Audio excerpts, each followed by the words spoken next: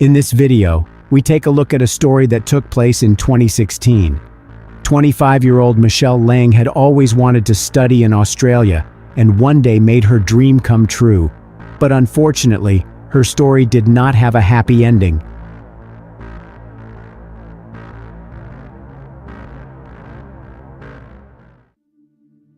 Meng Mei Leng, who was also known by her middle name Michelle, was born January 29, 1991 in Chengdu, Sichuan Province, China.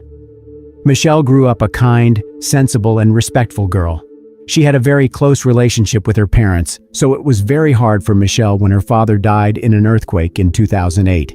She received good grades in school and dreamed of moving to Australia.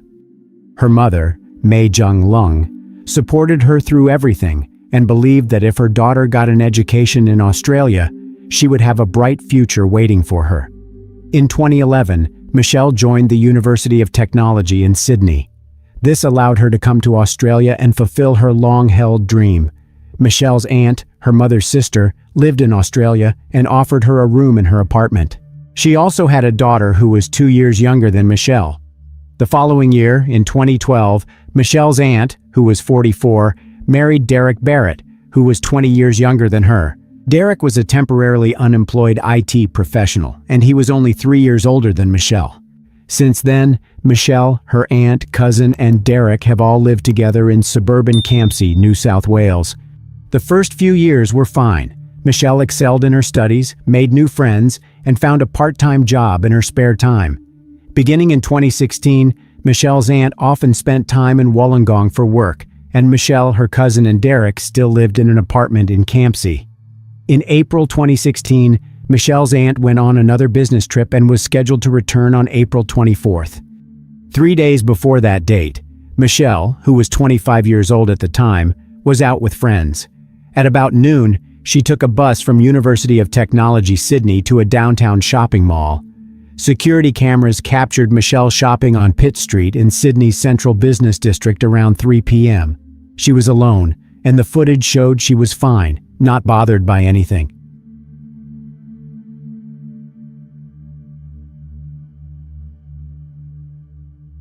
The vision also showed her later catching a train from St. James Railway Station to Campsie Railway Station, where she arrived around 4:30 p.m.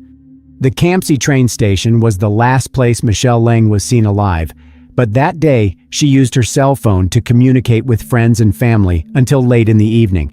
Those who spoke with Michelle that evening did not notice any anxiety or anything unusual in her voice. On Sunday, April 24th, Derek drove to the train station to meet his wife, who had returned from a business trip.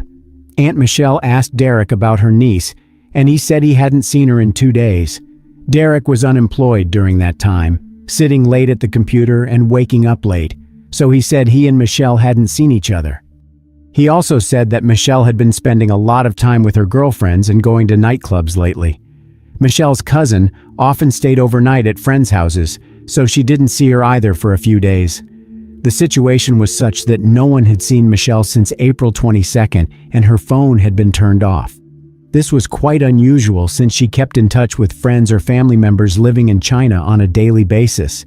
It was also strange that Michelle did not log into her social media accounts. The truth is that these days, if someone who used to be an active user of social media and spent several hours a day on it suddenly stops logging into their accounts, there is a good chance that something bad has happened to them. Michelle's aunt checked her room trying to figure out where she might have gone. The room was in perfect order. All of Michelle's things were in their places, and it looked as if she had simply vanished into thin air. The next day, Michelle's aunt and her husband Derek went to the police station and filed a missing persons report. They also informed the Chinese embassy of Michelle's disappearance. At the police station, Derek told them about the last time he had seen Michelle, and her aunt said that she had just returned from a business trip yesterday, and they had not been able to locate Michelle on their own. Much to the dismay of everyone who cared about Michelle, her body had already been found by the time the police report was filed. The day before, at about 10:30 a.m. on Sunday, April 24th, several people called the police to report seeing a body floating in the water near Snapper Point. That's about 80 miles from Campsie. That same day, some Australian news outlets reported the discovery of a woman's body. The report stated, "A woman's body has been found face down inside a blowhole on the New South Wales Central Coast. Police said they were treating the death as suspicious and yesterday established a crime scene at Snapper Point in the Munmora State Recreation Area, located near Mooney Beach between Gosford and Newcastle." The woman, who has not been identified, is described as of Asian appearance, aged between 20 and 35, and about 170 centimeters tall.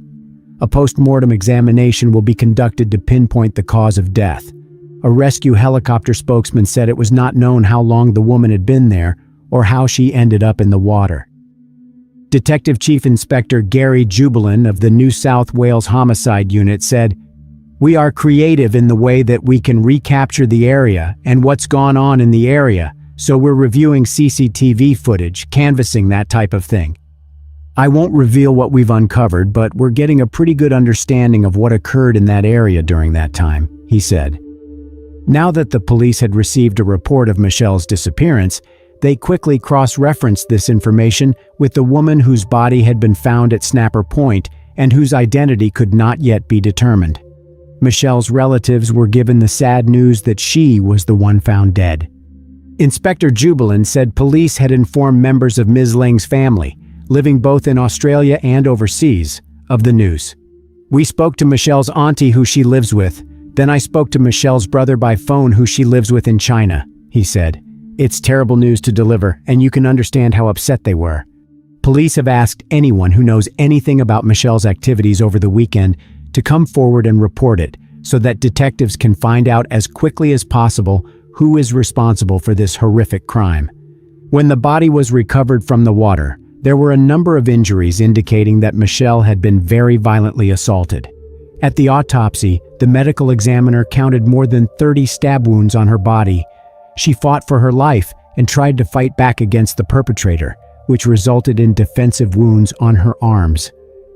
A few days after learning of Michelle's death, her mother flew to Australia to see her daughter's dream place, still unable to comprehend her death.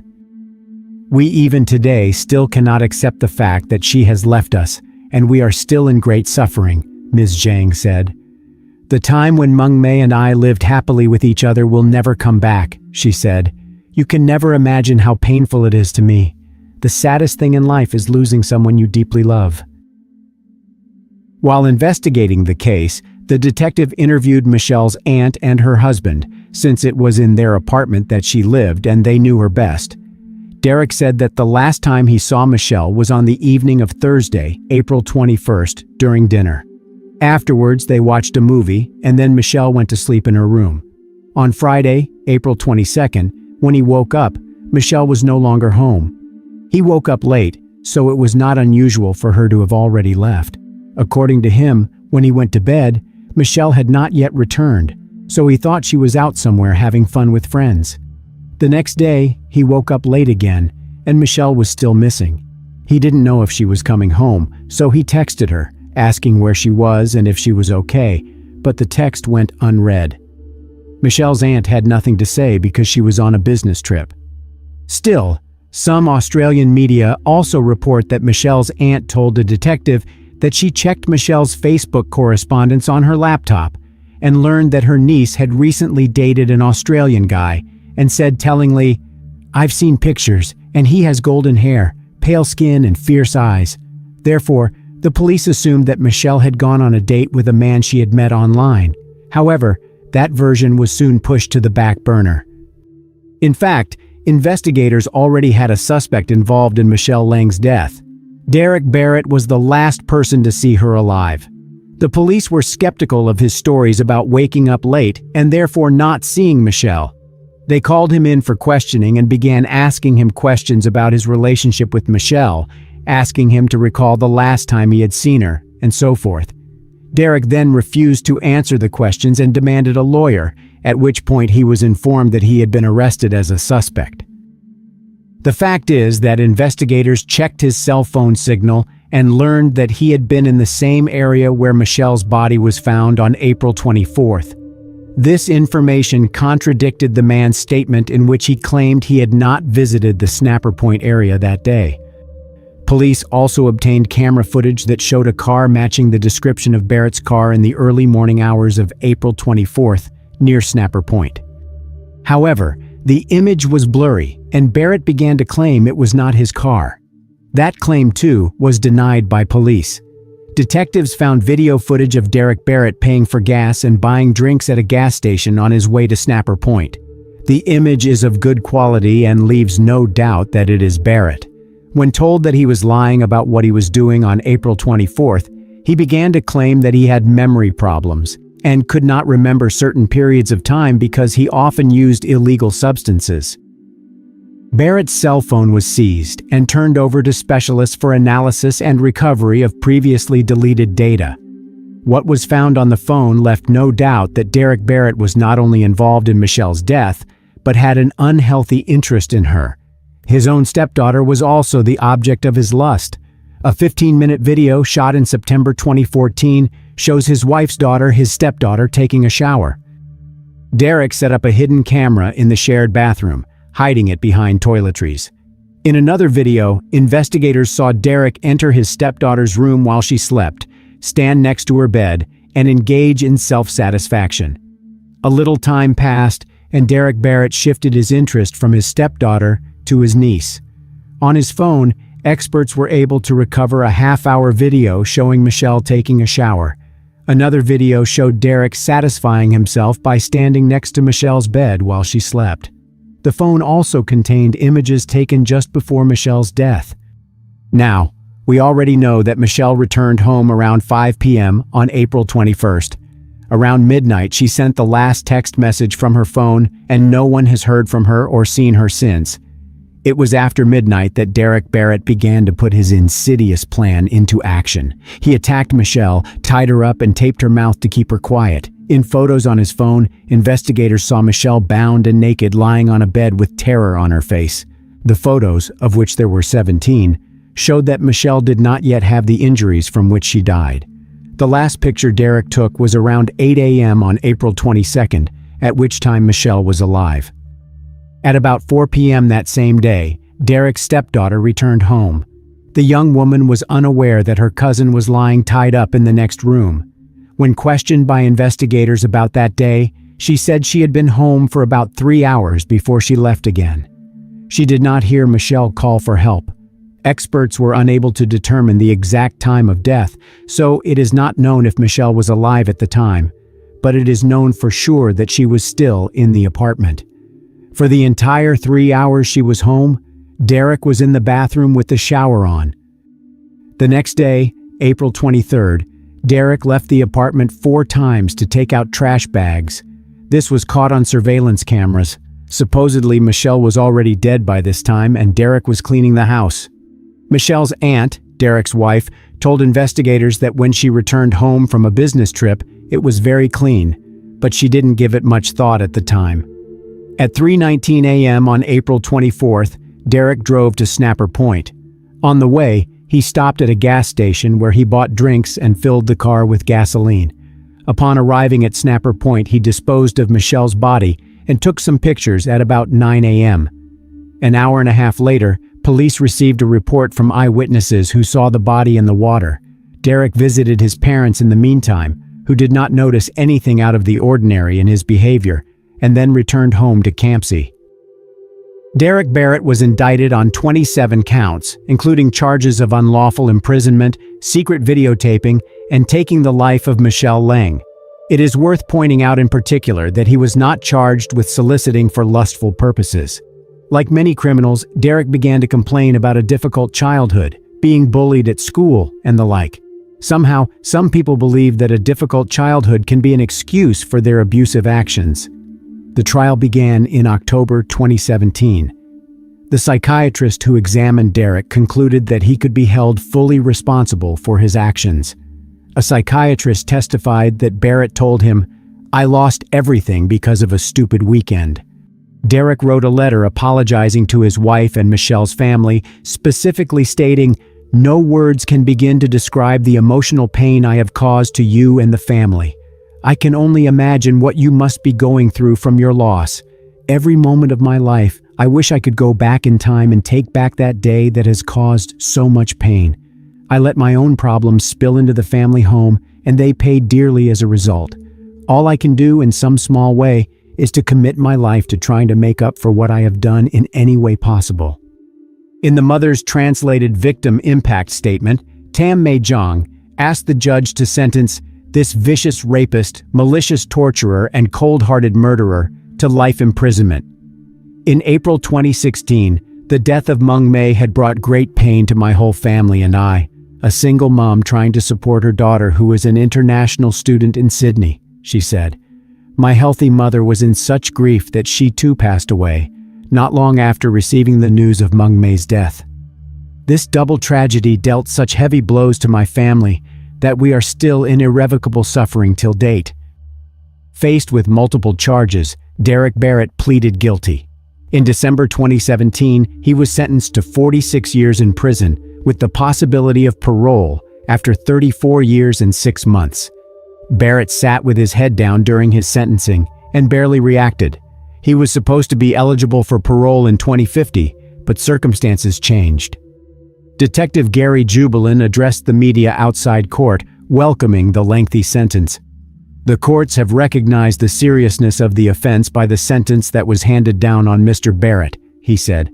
From an investigative point of view, it is satisfying that we've got justice, but there is no joy in a matter like this. It's just an extremely sad case. Michelle's family asked the judge to sentence Barrett to life in prison, so they were not satisfied with the sentence. The story doesn't end there, however. Another event occurred that put Barrett back in the courtroom and caused further suffering for Michelle's family. 4 years after the crime, a woman found a USB drive in the hands of her elderly mother, who suffered from dementia. The elderly woman was not related to Derek Barrett and lived about 6 miles from where he lived before his arrest in 2016. Because of her memory problems, she couldn't remember where she got the USB drive, and to this day, it remains a mystery. Her daughter decided to insert the flash drive into her computer to view its contents. The video she saw shocked her, and she immediately called the police. Investigators identified Derek Barrett, who repeatedly gratified his desire and treated Michelle not as a person, but as an object in the videos. The footage was taken on the 22nd and 23rd of April, 2016. Ms. Leng's personal integrity was cruelly defiled by an offender who took pleasure in hurting, humiliating, and degrading her, the police statement said. The discovery of the new videos was reported to Michelle's mother. This caused her further distress and, she said, when the police informed her of the contents of the videos, she began to faint. Barrett set up 2 video cameras in Michelle's room to record what he would do from different angles. Supreme Court Justice Helen Wilson, who gave Barrett's original maximum sentence of 46 years, told the court that, had she known the full extent of his crimes in 2017, she would have sentenced him to life in prison. Judge Wilson described the disgusting details of the 9 videos found on the USB drive. A compilation of the videos provided by police was about 60 minutes long, she said, and began with Barrett entering Ms. Leng's bedroom. Plainly, she was both shocked and alarmed by his entry into her bedroom and did not want him there, Justice Wilson said. That he intended to relive that enjoyment later is clear from the recordings the offender took trouble to make, she said, and his disposal of the USB stick indicated a desire not to get caught. After new evidence was discovered, Derek Barrett was charged with carnal abuse of Michelle Leng. Barrett pleaded guilty and did not make any statements. In March 2021, he was sentenced to an additional 20 years in prison. Unfortunately, however, both of his sentences will be served concurrently. Nevertheless, he will be eligible for parole 2 years later than previously planned. He will be released from prison no earlier than October 27, 2052.